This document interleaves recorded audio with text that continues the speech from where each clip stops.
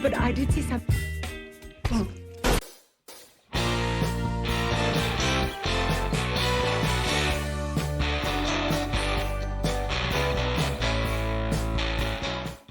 Scene dibuka dengan seorang pria yang tertusuk pisau hasil lemparan mas-mas mabuk di bar milik Arman, di mana dia langsung menyaksikan kejadian itu, dan episode 3 pun dimulai.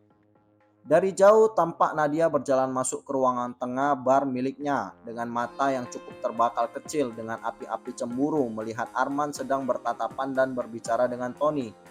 Kemudian adegan memperlihatkan Fiona dan kedua anaknya yang sedang duduk di sebuah meja bundar.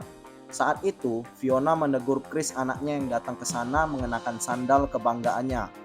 Tak lama berselang, datanglah seorang pria berperawakan profesional menyapa mereka. Pria ini ternyata adalah seorang pengurus status kewarganegaraan. Fiona kemudian menceritakan kronologi anaknya Chris yang sampai saat ini belum memiliki status yang jelas karena dia dulunya lahir di negara asalnya Filipina, serta bagaimana dia dulunya berstatus tidak menikah saat melahirkan Chris dikarenakan beberapa hal dengan suaminya. Beberapa saat melakukan pembicaraan, tampak pria pengurus status kewarganegaraan ini menjelaskan bahwa anaknya punya kesempatan besar untuk mendapatkan status tersebut, di mana dia menyodorkan proposal biaya yang harus dikeluarkan. Namun melihat hal itu, sontak wajah mereka berubah karena Fiona tidak punya uang sebanyak itu. Scene kemudian berpindah ke Garrett. Iya benar, FBI yang selama ini menyelidiki kasus Arman pergi menemui anaknya sebentar ke sekolah, kemudian mengikuti atasannya Russo untuk berjalan menyusuri jalan setapak. Russo menjelaskan beberapa hal berat yang dilakukan oleh Garrett di masa lalu dan sekarang mengancam karir dia karena progres kerjanya sampai saat ini belum kelihatan, serta beberapa pendekatannya terdahulu tentang penyelidikan kasus yang dianggap melanggar peraturan FBI mereka.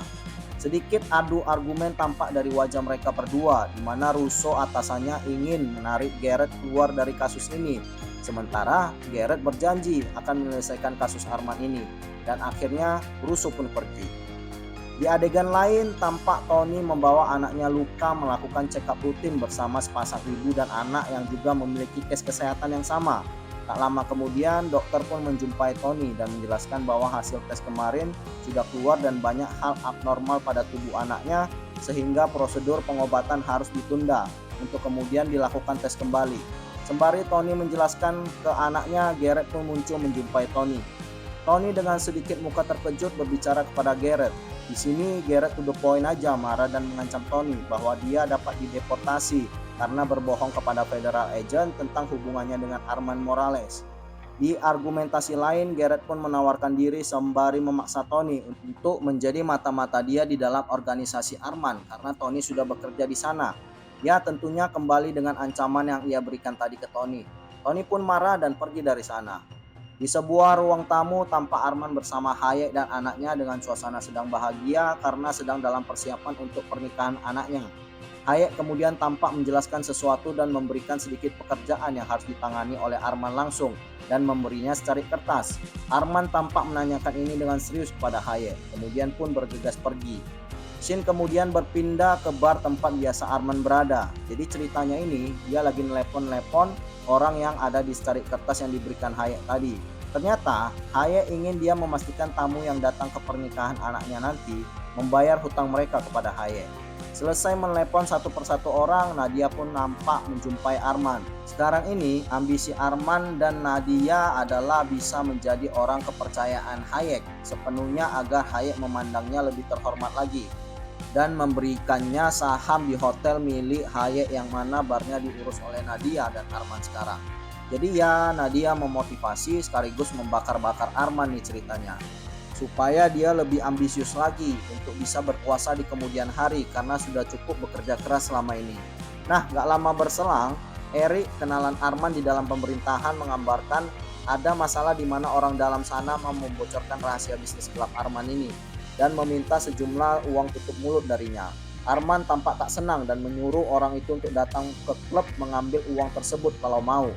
Eric pun kemudian datang bersama Charles, orang pemerintahan yang ingin memeras Arman tadi. Cerita-cerita dikit di depan, Arman pun kemudian membawanya keliling ke belakang. Rupanya bukannya untuk memenuhi permintaan Charles, yang ada Charles hampir dibunuh oleh Arman karena saking emosinya. Tony yang kebetulan lagi bersih-bersih melihatnya dan segera menorong Charles yang hampir mati. Dengan emosi, Arman pun menyuruh Eric membawa Charles pergi dari sana.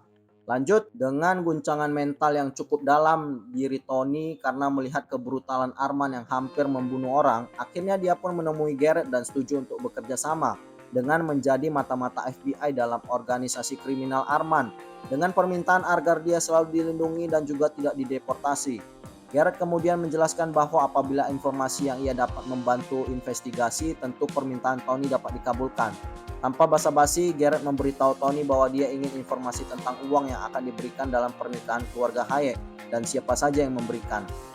Mendapatkan tugas pertamanya, Tony langsung mulai mencari celah untuk mendapatkan informasi dengan masuk ke kantor Nadia dan berpura-pura menanyakan apakah dia bisa membantu dalam mengurus persiapan pernikahan dalam keluarga Hayek, dan Nadia pun membolehkannya. Di hari H pernikahan, tampak Tony datang ke sana bersama Nadia dan bertemu Arman di depan pintu. Arman cukup terkejut bahwa Tony ikut menjadi babunya Nadia sekarang. Scene kemudian memperlihatkan pesta pernikahan yang mewah di mana Hayek pun memberikan sepatah dua patah kata yang cukup bijak dan pesta pun dilanjutkan. Di tengah pesta tampak Arman mengumpulkan amplop-amplop uang yang ia terima dari orang-orang yang dia telepon melalui list yang diberikan oleh Hayek kemarin.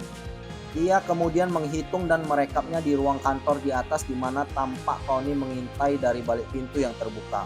Setelah Arman keluar dari ruangan dan berjalan ke taman belakang menjumpai Isabel, Tony pun melancarkan aksinya. Berpura-pura membersihkan ruangan, Tony pun segera mengkorek-korek isi meja ruangan tersebut. Tak lama, dia pun menemui secari kertas list orang-orang yang memberikan uang tadi. Tapi karena kesuran mengintip Arman yang sedang mencium Isabel di taman, dia harus kepergok oleh anaknya Hayek yang tiba-tiba masuk ke dalam ruangan. Dia pun langsung mencurigai bahwa Tony mencuri uang di sana dan hendak mengkonfrontasi Tony. Namun tak lama Arman pun datang.